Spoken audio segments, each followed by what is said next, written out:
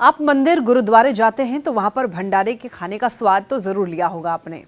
भंडारे में पूरी सब्जी दाल परोसी जाती है, लेकिन आपको मैं ऐसे एक जगह के बारे में बताने जा रही हूं जहां पर आपको लगेगा कि आप त्रेता युग में श्री राम के साथ भोजन कर रहे हैं।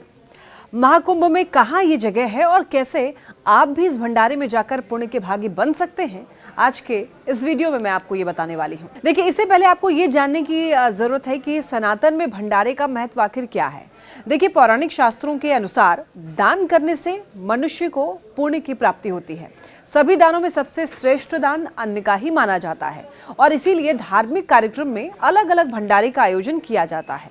भंडारे की सब्जी में धर्म अध्यात्म का तड़का होता है और इसे पूरी भक्ति से बनाया जाता है, इसीलिए भंडारे के भोजन की कोई बराबरी ही नहीं कर पाता है। इस बार महाकुंभ में कई जगहों पर श्रद्धालुओं के लिए विशाल भंडारे का आयोजन किया गया है, जो कि 24 घंटे आपकी सेवा में रहेंगे। और इन्हीं में एक ऐसी जगह है, आप भंडारे में जाएंगे ऐसी जगहों पर तो शिविर में बैठे हुए लोगों को भोजन कराने वाले सेवक आपको हाथों में बाल्टी लेकर के भोजन के ऐसे नाम पुकारते हुए नजर आएंगे जो कि आपने पहले शायद कभी नहीं सुने होंगे।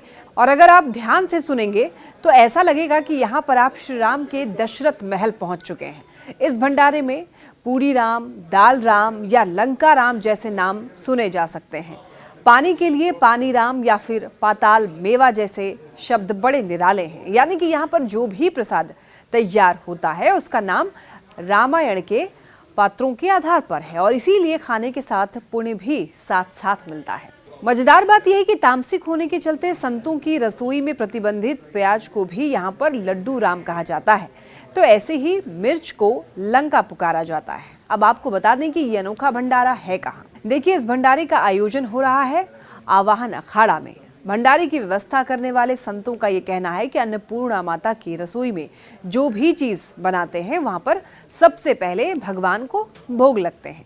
वो प्रसाद भगवान के नाम पर होता है, इसीलिए उसमें भगवान का नाम जोड़ा जाता है। ऐसा करने से हर चीज अमृत बन जाती है।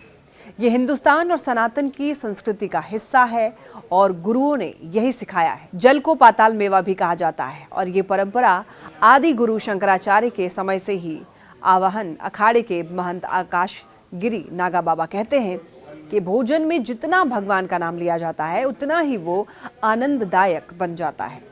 भोजन में पहले भगवान का भोग लगता है और उसमें भगवान का नाम लिया जाता है। शंकराचार्य के समय से ये परंपरा चली आ रही है और इस भंडारे का भोजन भी साधारण भोजन नहीं कहलाता, उसे भोग प्रसाद या फिर भोजन प्रसाद कहा जाता है। भोग प्रसाद मतलब देवी देवताओं को भोग लगा हुआ भोजन जो भोग लगने के बाद प्रसाद हो जाता है। साधु संतों के शिविरों में इष्ट देव और देवी देवताओं को भोग लगाया जाता है और उसी भोग को तैयार भोजन में मिला दिया जाता है, जिसके बाद भोजन भोग प्रसाद हो जाता है। एक और अनोखी बात यह है कि यहाँ पर आपको वही सादा भोजन मिलेगा जो घरों में बनता है, लेकिन जब आप भोजन करेंगे तो इसका स्वाद अलग और दिव्य लगेगा। ये तो हुई श्री राम के नाम वाले दिव्य भंडारे की बात। अब आपको भोले भंडारी के नाम वाले एक भंडारे के बारे में बताते हैं।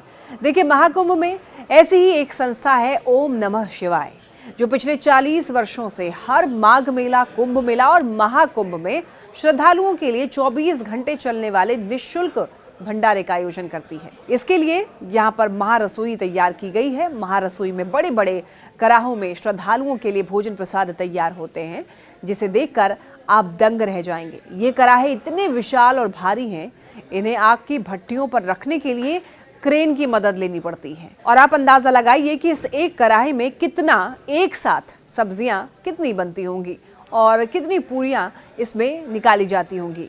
इस महाकढ़ाई से एक बार में आपको बताते चलें 100, 200, 500 या 1000 नहीं बल्कि 5000 पूरियां, जी हाँ 5000 पूरियां एक ही बार में निकाली जाती है। और सब्जियों की अगर बात करें तो जो कढ़ाई आप देख रहे हैं इसमें एक साथ 40 क्विंटल सब्जियां और दालें तैयार होती हैं और इन कराहों को खासतौर पर जालंधर से मंगाया गया है। इस संस्था ने हमें बताया है कि उनका उद्देश्य है कि कोई भी भूखा ना रहे। महाकुंभ की अलौकिक धरती पर कोई भूखे पेट ना सोए, यही संकल्प लेकर ओम नमः शिवाय संस्था ने इसी संकल्प के साथ 20 लाख श्रद्धालुओं को हर दिन भोजन कराने का बीड़ा उठाया है। सभी को 24 घंटे सातों दिन निःशुल्क भोजन प्राप्त हो सके, इसके लिए संस्था की तरफ से मेला क्षेत्र के 7 से 8 स्थानों पर भंडारे का आयोजन किया जा रहा है, जिसमें संस्था के 500 से भी अधिक कार्यकर्ता अपना योगदान दे रहे हैं। भंडारे में न केवल सबके लिए भोजन की व्यवस्था की जा रही है, बल्कि स्वच्छता का भी खास ध्यान रखा जा रहा है। वैसे तो महाकुंभ में आने वालों पर मां गंगा का ऐसा आशीर्वाद है कि कोई भी व्यक्ति भूखा नहीं रहता है। श्रद्धालु यहाँ पर स्नान, जप, तप, कल्पवास के जरिए पुण्य कमाने की इच्छा लेकर आते हैं। लेकिन ओम नमः शिवाय संस्था श्रद्धालुओं की सेवा और उन्हें सुविधाएं पहुंचाकर पुण्य कमाने का काम कर रही है।